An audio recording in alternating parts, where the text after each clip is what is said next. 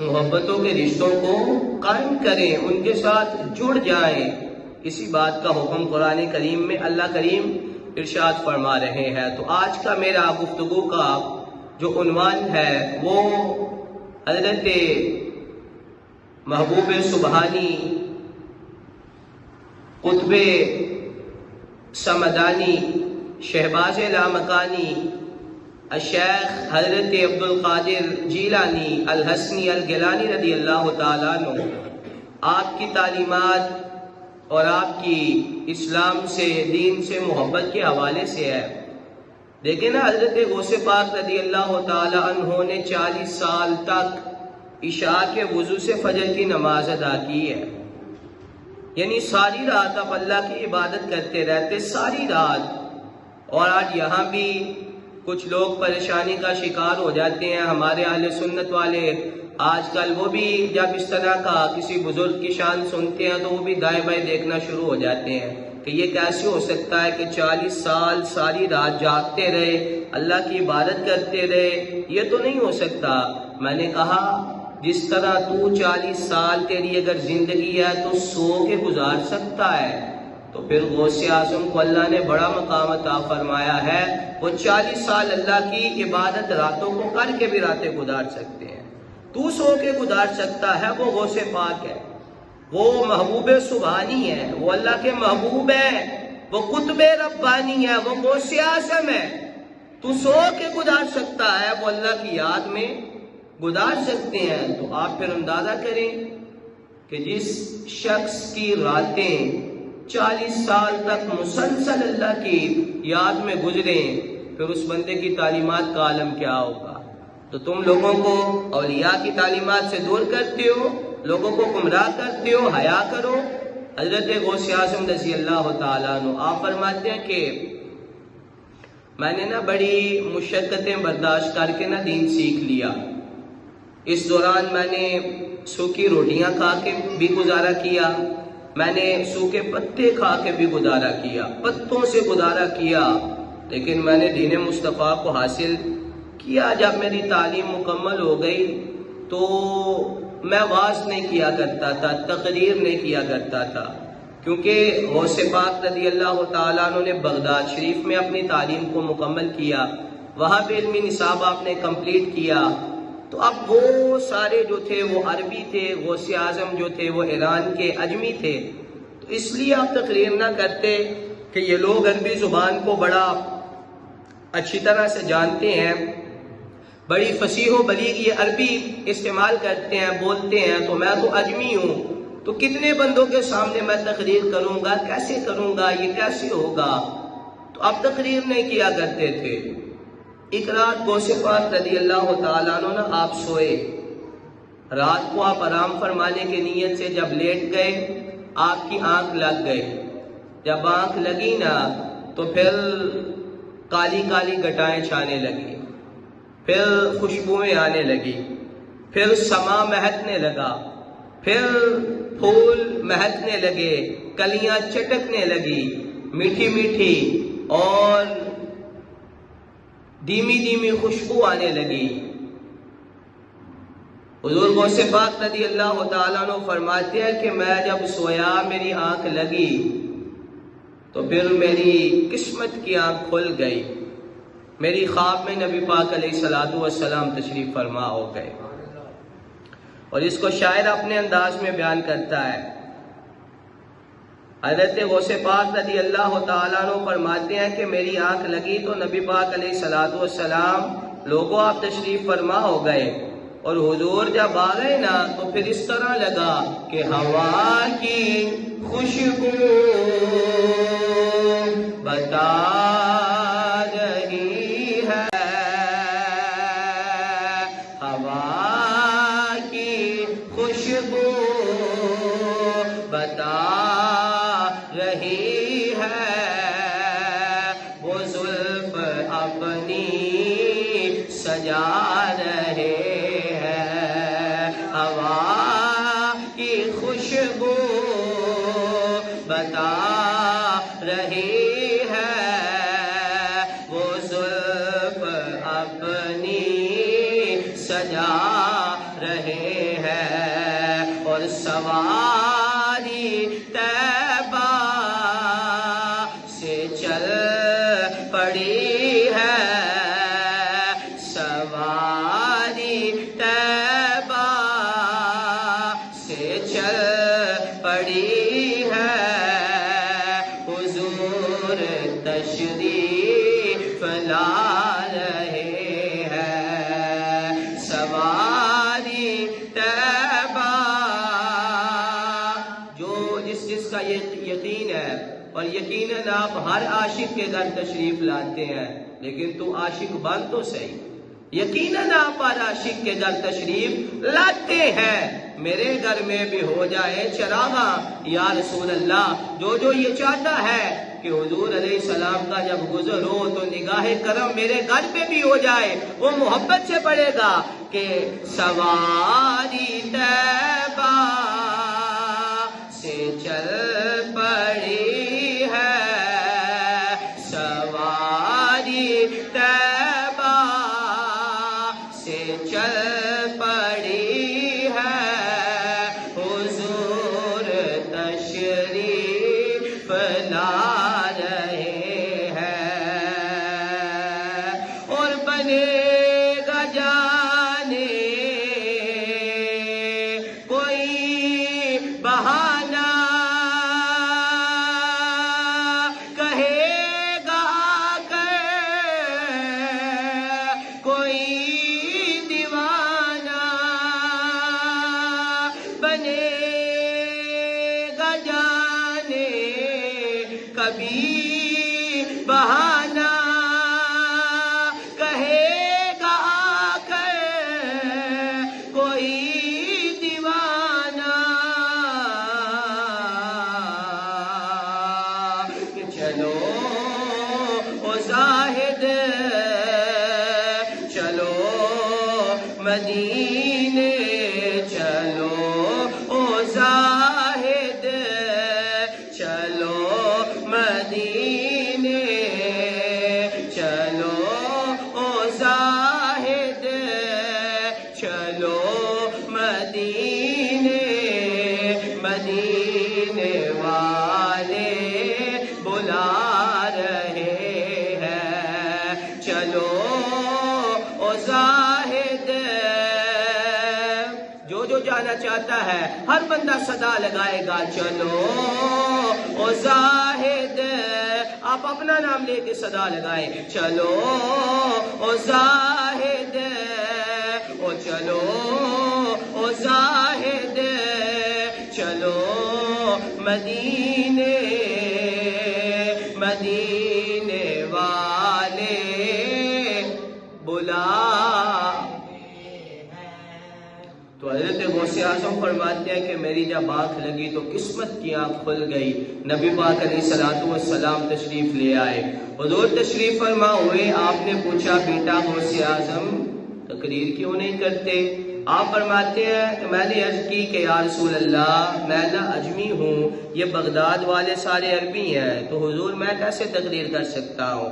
اتنے لوگوں کو سنبھالنا، ہینڈل کرنا، اتنے عربیوں میں تقریر کرنا، یہ میں کیسے کر سکتا ہوں؟ تو نبی پاک علیہ السلام نے فرمایا بیٹا غوث اعظم منہ کھولو۔ حضور نے 7 مرتبہ اپنا لعاب دہن غوث پاک کے منہ میں ڈالا، اور میں لعاب دہن کہنا مجبوری ہے، میں یہ کہوں گا کہ 7 مرتبہ رحمت کی جاگ میرے نبی نے غوث پاک کے منہ میں ڈالی، 7 مرتبہ۔ اور حضور نے فرمایا کہ بیٹا آپ تقریر کرنی ہے، آپ تقریر کرنی ہے۔ حضور غوث اعظم فرماتے ہیں کہ میں جب آنکھ کھلنے لگی تو میں آنکھ نہیں کھول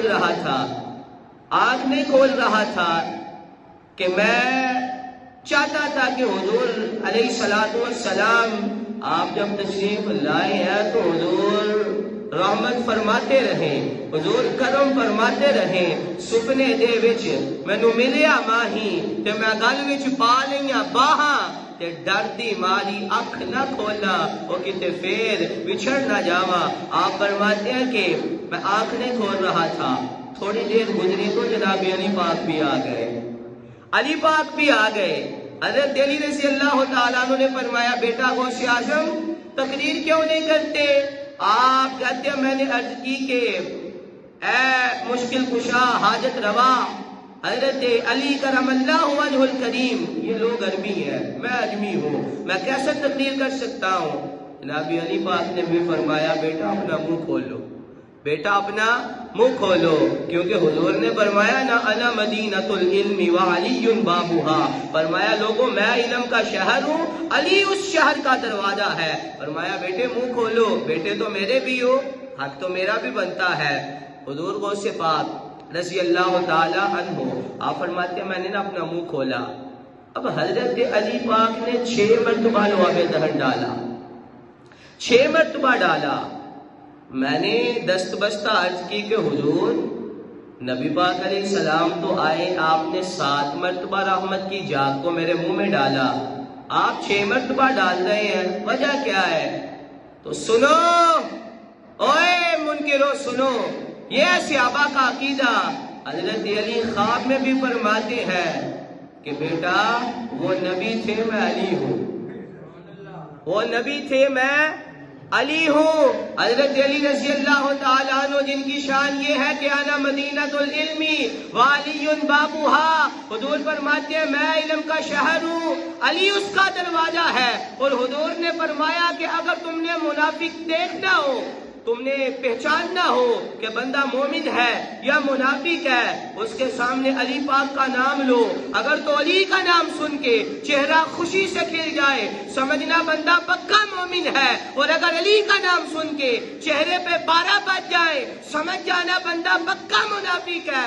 اتنی شانوں والے علی، اتنی شانوں والے علی کہ اتنی شان کہ ایک ہاتھ سے خیبر کا دروازہ اکھاڑ دیتے ہیں، بعد میں 70 صحابہ جن سے دروازہ نہیں اٹھایا جاتا، اتنی شانوں کے مالک علی، وہ خواب میں بھی یہ فرما رہے ہیں کہ بیٹا نبی نبی ہے علی علی ہے، نبی نبی ہے علی، میں نبی پاک کے برابر تو نہیں ہو سکتا۔ تو اگر حضرت علی اتنی شانوں کے مالک وہ نبی پاک کے برابر نہیں ہو سکتے، تو آج ان بدبختوں کے لیے، بد مذہبوں کے لیے، غیر مقلدوں کے لیے، آج ان لوگوں کے لیے حیا کا یہ پیغام ہے، اور ان لوگوں کے لیے لمحہ فکریہ ہے، اور ان لوگوں کے لیے ڈوب جانے کا مقام ہے کہ حضرت علی خواب میں بھی تعظیم مصطفیٰ کا خیال رکھتے ہیں، خواب میں، اور تو حقیقت میں کہتا ہے کہ نبی ساڑھے ورگے، میں کہ لعنت دیتے رہتے، لعنت ہے تم پر۔ اعلیٰ حضرت نے فرمایا تھا نجدیوں تم پہ میرے آقا کی عنایت نہ سہی۔ ارے کلمہ پڑھانے کا بھی احسان گیا، کلمہ پڑھانے کا بھی احسان ہے، اور شرم کرو، حیا کرو، نبی ہماری طرح کے ہے۔ دیکھو صحابہ کا عقیدہ، حضرت علی خواب میں بھی کہتے ہیں کہ نبی نبی ہے، نبی بولو سارے نبی نبی ہے، فرمایا میری بڑی شانیں ہیں لیکن نبی نبی ہے، علی علی ہے۔ حضرت علی رضی اللہ تعالیٰ عنہ نے 6 مرتبہ لعاب دہن ڈالا۔ اب آپ نے یہ سماعت فرمایا کہ حضور تشریف لائے، 7 مرتبہ لعاب دہن ڈالا، جناب علی پاک بھی آئے، 6 مرتبہ لعاب دہن ڈالا۔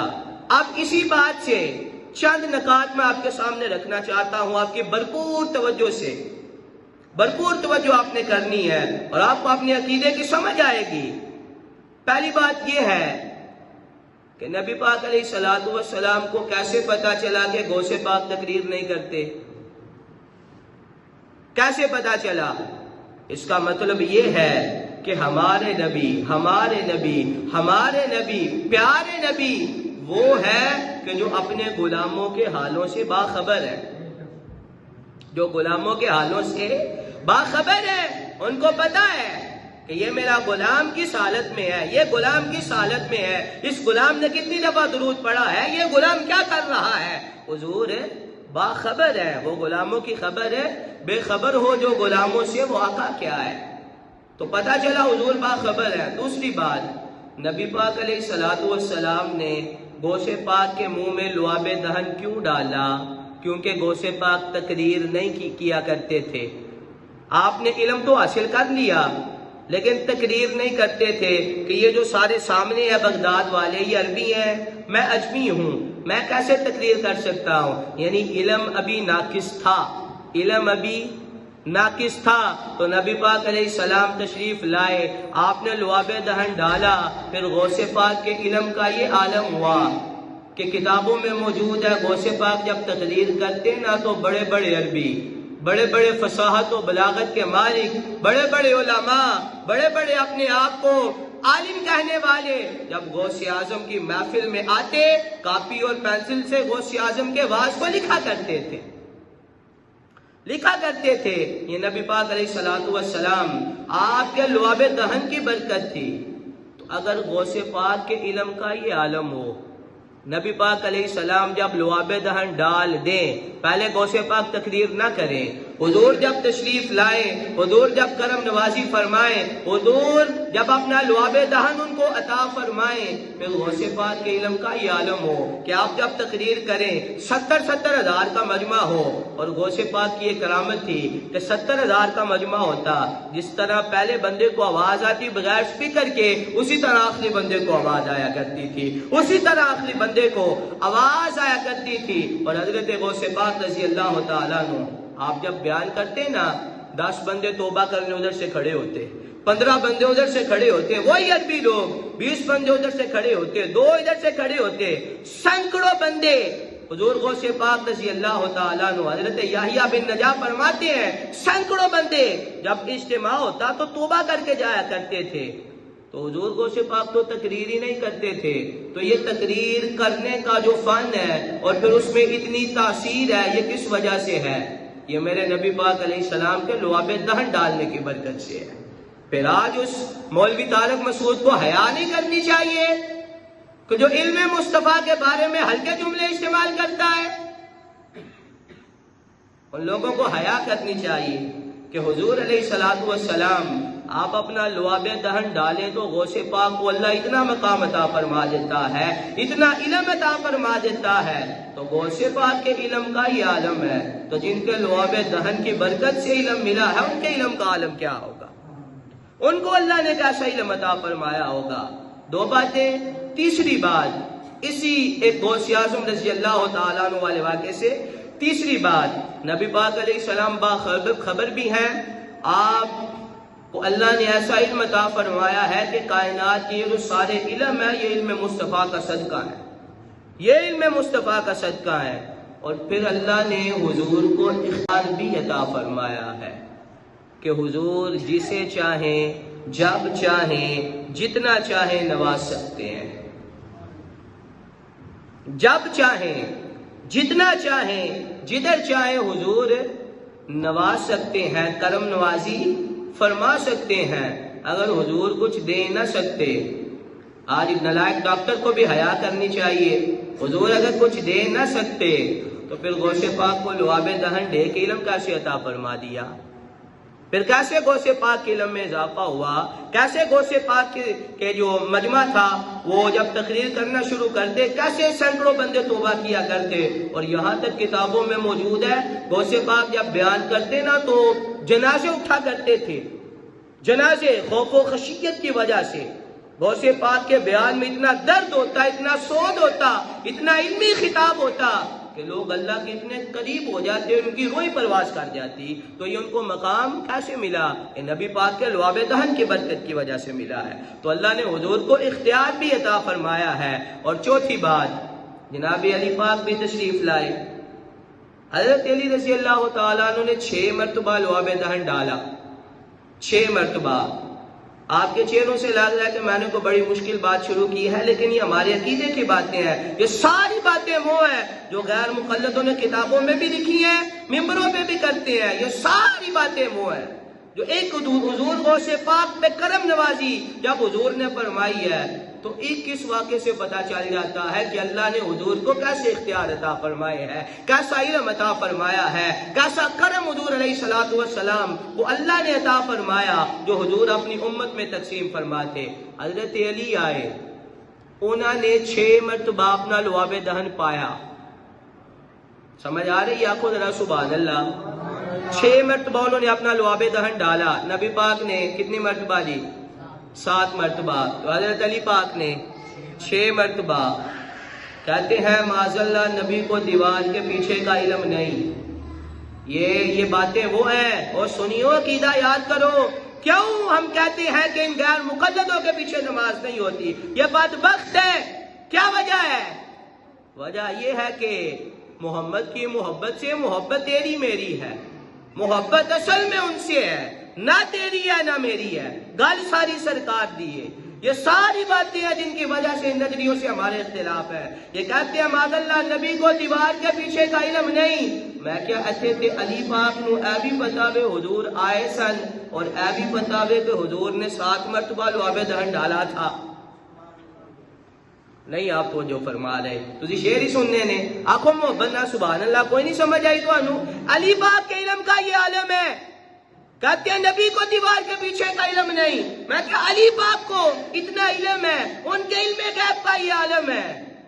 اب جب یہ واقعہ ہوا نبی پاک بھی ظاہری وصال فرما چکے تھے.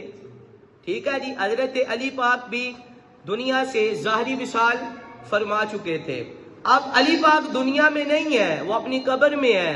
وہ قبر سے خواب میں تشریف لاتے ہیں، آ کے کرم نوازی فرماتے ہیں، 6 دفعہ لعاب دہن ڈالتے ہیں. حضرت علی رضی اللہ تعالیٰ عنہ کو کس نے بتایا کہ حضور آئے تھے اور جب آئے تھے انہوں نے 7 مرتبہ لعاب دہن ڈالا تھا؟ کس نے بتایا جی؟ اگر علی پاک کے علم کا یہ عالم ہے کہ ان کو یہ بھی پتا ہوتا ہے کہ حضور آئے تھے، یہ بھی پتا ہو کہ حضور نے جب لعاب ڈالا رحمت کی جات کو 7 مرتبہ ڈالا. حضرت علی رضی اللہ تعالیٰ عنہ آپ کے علم کا یہ عالم ہے تو حضور نے فرمایا انا مدینۃ العلم، میں علم کا شہر ہوں.